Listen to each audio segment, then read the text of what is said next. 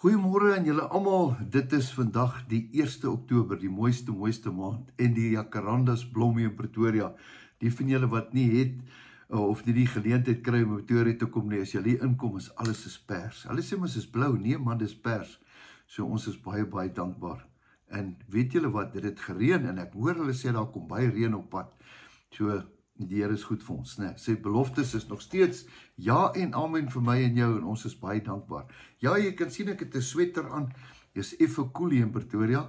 Ons is dankbaar. Die Here is vir ons baie goed.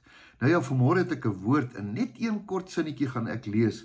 En ek het al baie gepraat oor die saaier en oor die maaier en die een wat saai en die een wat oes. En dan kom ek by een versie uit wat my hart gegryp het vanmôre en ek wil dit met jou deel. Dit staan in die Bybel en dit staan in Markus 4 vers 20. En hierdie is 'n boodskap vir jou vandag. Nou, ek is nou al besig van in die begin van COVID af wat ek besig is om met jou oor die woord te praat. En ek het elke dag die woord gesaai en gesaai en gesaai en gesaai. En dan baie ouens hoor dit en dan sê hulle ja, nee, dit voel 'n bietjie beter. Julle ken mos die storie, die saad het geval op die grond en die voëls het dit gepik. En dan is daar ouens wat dit ernstig opgeneem het. Ek weet dit, hier's baie mense wat dit ernstig opneem. Ek het nou eendag met iemand gepraat, 'n jong man wat in die bediening nou ingaan. Hy wil iets vir die Here gaan doen vir die woord wat gesaai is. Nou, ek hoop daar is baie van julle. Wanneer 'n ou saai, soos vandag, saai ek die woord. Nou binne in die saad is daar mos baie krag. Julle weet mos, 1 milliput het mos baie krag. Esa Karagraan het my vertel, 1 milliput is gelyk aan 500 milliputte in een kop en baie keer dit een stam het tot 3 koppe. So dis gelyk aan 1500 milliputte vir 1 milliput. Nou druk jy daai 1500 en maal hulle met 1500, kom jy by oor die 2 miljoen milliputte uit. Die saad het baie krag. So dit wat jy spreek, het saad. Ek sê dit vandag vir jou. Het jy geweet, dit wat jy spreek is lewe of dood. Dit wat jy spreek is kragtig. Jo, ek klink soos 'n predikant vanmôre. Nee, ek wil nie, ek wil net vir jou 'n mooi stukkie lees. Hoor 'n bietjie wat sê hy. Markus 4 vers 20. En dit is hulle by wie in goeie grond gesaai is. Nou, ek weet dis nou jy. Jy's goeie grond. Die woord het gekom en ek het dit in jou lewe gesaai. En ander mense saai dit in jou lewe en ander dominees en pastore en mense saai die woord. Nou sê hy, hulle wat die woord hoor. Hulle wat dit hoor, baie mense luister nie, hulle hoor hom. Hulle wat dit hoor. Hy sê, en aanneem. Nou, dis een ding om te hoor. Baie mense hoor, maar hulle doen nie. Is dit nie? Ek is ook baie skuldig, nee. Baie keer sê Leonora vir my, jy hoor nie wat ek sê nie. Ja, nee, ek hoor jou, maar ek het so halfpad gehoor. Dan sê sy, nee, wat het jy gesê? Dan sê hy vir haar, dink jy ek is doof? Ek het gehoor. Nee, hulle wat hoor, en dit aanneem, en vrugte dra. So, hoor beteken, jy doen dit, en jy het 'n gevolg. En daar is vrugte. Ek wil vanmôre vir jou vra, kan ek dit vir jou vra? Is daar vrugte op jou bediening? Ekskuus, is jy in die bediening? Ja, jy is. Kan ek vanmôre vir jou sê, jy is in die bediening?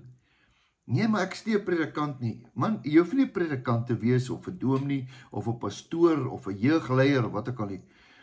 Enige persoon is in die bediening. Jy is reg. Jy is die laaste Jesus wat baie mense ooit sal sien. Jou woorde vandag daar by Checkers aan daai dame wat daar gebroken is, om net vir haar te sê, Jesus het jou lief. Dit het vrug wat dit gaan aflewer. So elke woord wat jy sê, is of lewe of dood. Hoe weet jy dat baie mense nie al by die Here uitgekom deur woorde wat jy gespreek het nie? Dis nie vir my en vir jou om koppe te tel nie. Nee, maar ek en jy is almal in die bediening. Eendag het ek 'n persoon gehoor. Ek het vir hom gevra, waar werk jy? Toe sê hy, werk vir die Here. Toe sê ek, wonderlik, is jy in die bediening? Hy sê nee, hy werk vir Santam of vir Sanlam, ek kan nie onthou vir wie dit was nie. Hy sê, hulle betaal my, maar ek werk eintlik vir die Here. Is dit nie wonderlik nie? Ek werk vir die onderwys, of ek werk vir die Here, maar die onderwys betaal my. Jy sê, dis 'n attitude. So as jy vandag skool hou, of jy vandag 'n polisieman is, hulle betaal jou net. Eintlik werk jy vir die Here. Ek gaan weer vir jou vra. Hier's 3 baie belangrike woorde. Hulle wat die woord hoor en dit aanneem. Hulle vat die woord Ek onthou Dario de Wet het altyd gesê, jy moet die woord vat. En as jy die woord vat, dan vat die woord jou. Ek hoop vanmôre die woord vat jou. Daar sê, en jy neem dit aan. En dan kom die mooie ding. Jy moet vrugte dra. Jy moet vrugte dra. Jy help nie gaan praat daar by die kerk en almal sien hoe oulik is jy. Maar jou kinders of jou vrou hier by die huis sê, jete, daai man. As hy by die kerk is hy 'n ander mens, maar hier by die huis, jy wil nie weet as die man sy vinger raak geslaan het met die hamer nie. Dan praat hy in tale. Is dit nie so nie? Ja, dis 'n lekker grappie hier op die 1 Oktober. Maar ek deel maar net my hart met jou. Ons moet vrug dra. Ons moet vrugte dra. Want weet wat se vrug? Dis iets wat in 'n boom is. En as jy daai vrug pluk, dan eet jy hom, dan is dit lekker. Party vrugte is maar 'n bietjie suur. Is 'n bietjie bitter.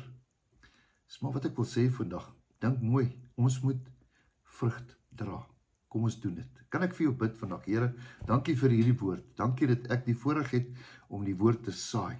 Ek bid dat hierdie wonderlike pragtige mense dit sal aanneem.